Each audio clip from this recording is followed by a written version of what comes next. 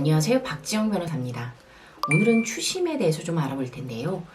제가 받을 돈이 있는데 받지 못했습니다 라고 소송을 걸어달라고 하는 기업이나 혹은 개인이 있습니다. 이 경우에 재판을 이기는 건 당연히 증거겠죠. 증거와 법논리 이외에 다 승소 판결을 받고 집행이 되는 게 사실은 가장 중요합니다. 내 주머니로 그 돈이 들어오는 건데요. 방법은 한 두 가지 정도가 있습니다. 하나는 미리 보전 처분, 즉 가압류를 해놓는 건데요. 가압류는 보통 할 수 있는 대상이 어느 정도 정해져 있죠. 월급, 그 다음에 은행 계좌, 그리고 부동산 또는 보증금 정도가 있을 수 있습니다.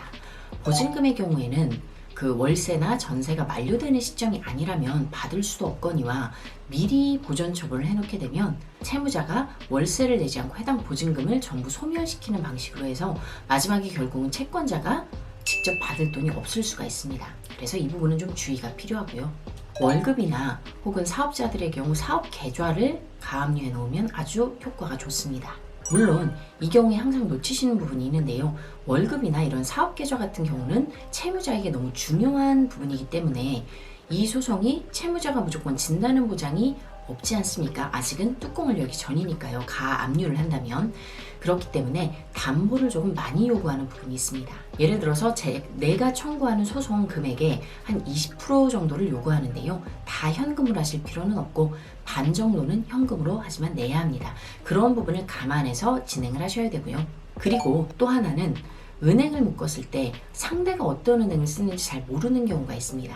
이런 때에는 주요 은행들의 전부 다 가압류를 일단 걸어서 잔액이 있는지를 볼 필요가 있습니다.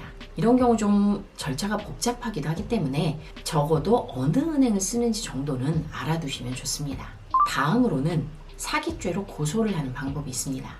사기죄는 처음부터 혹은 어느 시점부터 변제할 의사가 없음에도 불구하고 속이고 돈을 받는 경우들의 문제가 되는 건데요. 사기의 고의를 입증하기가 쉽지 않기 때문에 최종적으로 유죄가 꼭 되지는 않더라도 어느 정도 정황을 만들어 고소장을 넣고 그 과정에서 상대방이 합의를 요청하는 경우들이 많습니다.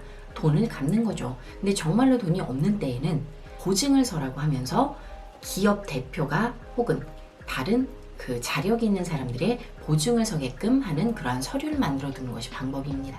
지금까지 내용을 말씀드렸지만 구체적인 사안에 따라서 전략이 달라질 수 있기 때문에 필요한 부분은 연락 주시면 감사하겠습니다.